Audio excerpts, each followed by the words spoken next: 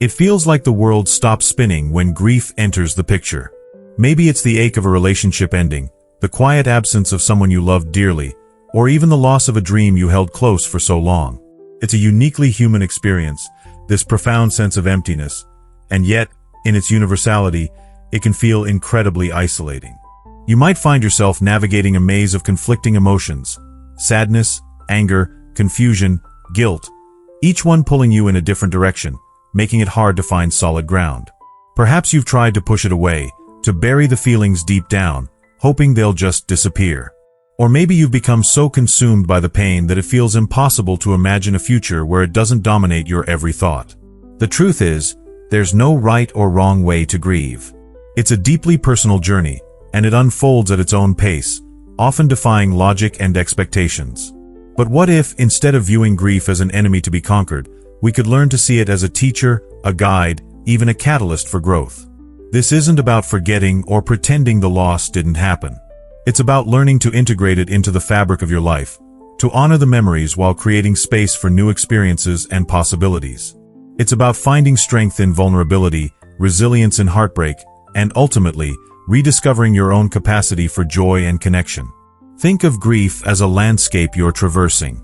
There will be valleys of despair, peaks of anger, and winding paths of confusion. There will be moments when you feel utterly lost and overwhelmed, and others when you catch a glimpse of hope on the horizon. The key is to keep moving, to keep exploring, to keep learning about yourself and your ability to heal. We often hear about the stages of grief, but those are just guidelines, not rigid rules. Your experience might not fit neatly into those boxes, and that's perfectly okay. Grief is messy, unpredictable, and deeply individual. There will be setbacks, detours, and unexpected turns. But with compassion, understanding, and the right tools, you can navigate this terrain and emerge stronger, wiser, and more connected to yourself and the world around you. This is an invitation to explore the complexities of loss and emotional pain, not as a problem to be solved, but as a process to be embraced. To learn how to hold space for your feelings, to find healthy ways to cope, and to cultivate self-compassion along the way. It's about acknowledging the darkness, but also seeking out the light, and remembering that even in the midst of profound sadness, there is still beauty, hope, and the potential for healing. Now, let's delve into the neurological underpinnings of why loss can feel so devastating. It's not merely a matter of sadness. Grief profoundly impacts the very structure and function of our brains. Imagine the brain as a vast, interconnected network of pathways, each representing a relationship, a memory, or an attachment. When we experience a loss, it's akin to severing some of those pathways. The brain, in its adaptive wisdom, attempts to rewire itself, to forge new connections. However, this process is far from instantaneous, and the disruption can manifest in a variety of ways. One key area affected is the amygdala, the brain's emotional processing center. During grief, the amygdala can become hyperactive, leading to heightened feelings of anxiety, fear, and even panic. Conversely, the prefrontal cortex, responsible for reasoning and emotional regulation, may become less active, making it harder to think clearly, make decisions, or control impulsive behaviors. This neurological imbalance can contribute to the sense of being overwhelmed and out of control that often accompanies grief. Furthermore, the neurochemical landscape of the brain also undergoes significant shifts. Levels of serotonin, often associated with mood regulation, may decrease, contributing to feelings of depression and hopelessness. Similarly, dopamine, the neurotransmitter linked to pleasure and motivation, can also decline, making it difficult to find joy in activities that once brought satisfaction.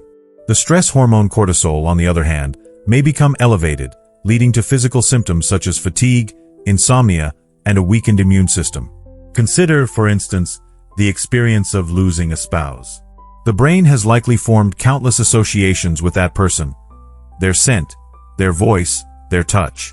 Each of these associations triggers a cascade of neurological responses, reinforcing the bond and creating a sense of security and comfort. When that person is gone, those triggers remain, but the expected response is no longer there, leading to a profound sense of disorientation and longing. Building on this, however, it's essential to acknowledge that grief is not a disease to be cured but a natural response to loss. The neurological changes that occur during grief are part of the brain's attempt to adapt and heal. The key is to provide the brain with the support it needs to navigate this challenging period.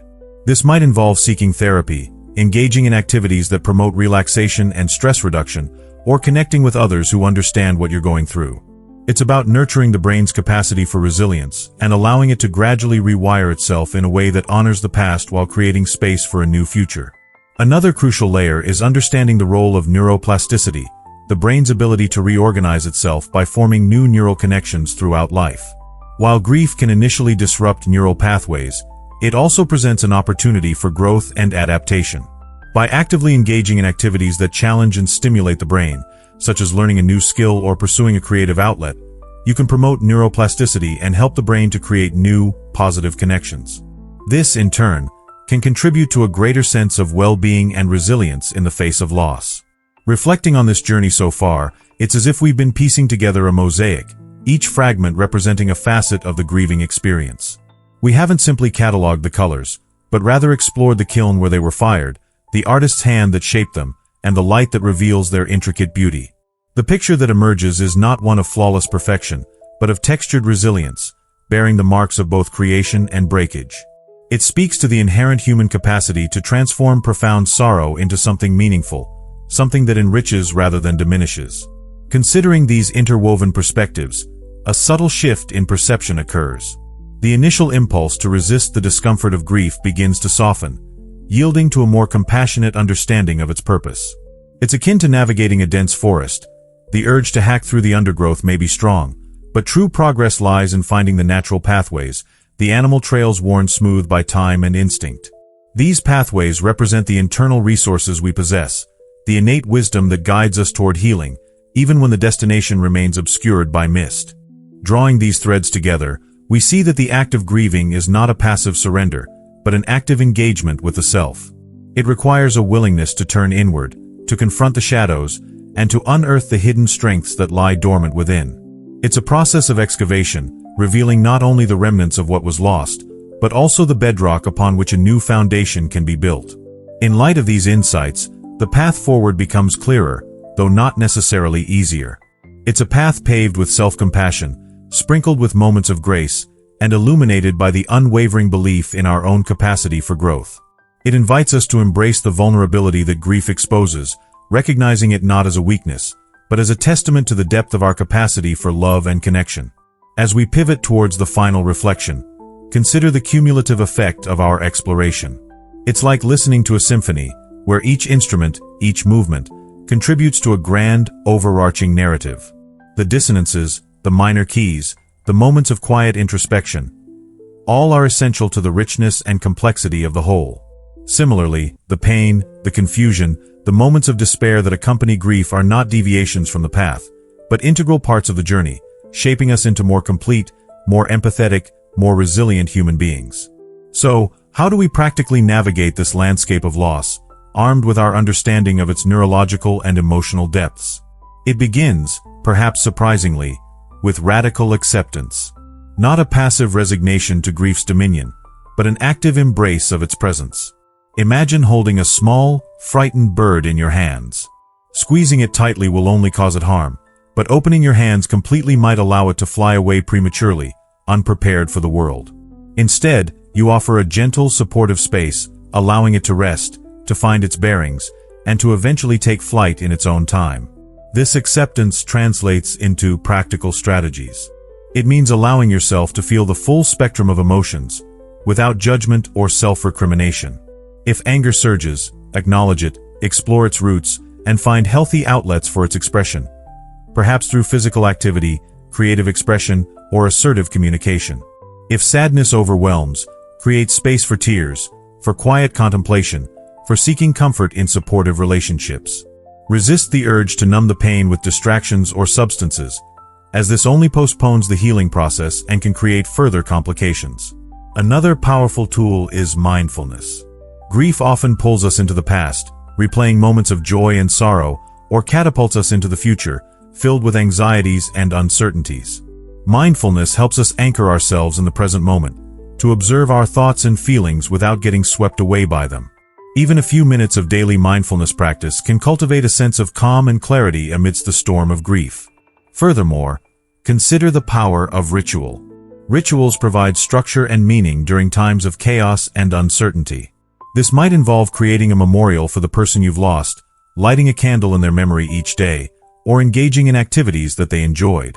Rituals can also be personal and unique to your own experience, such as writing a letter to the person you've lost, visiting a place that held special significance, or creating a piece of art that expresses your grief. Finally, remember the importance of self-care. Grief can be physically and emotionally exhausting, so it's essential to prioritize your own well-being. This means getting enough sleep, eating nutritious foods, engaging in regular exercise, and connecting with supportive friends and family. Don't hesitate to seek professional help if you're struggling to cope. A therapist or counselor can provide a safe and supportive space to explore your grief, develop coping strategies, and navigate the healing process. They can also help you identify any underlying issues, such as depression or anxiety, that may be exacerbating your grief.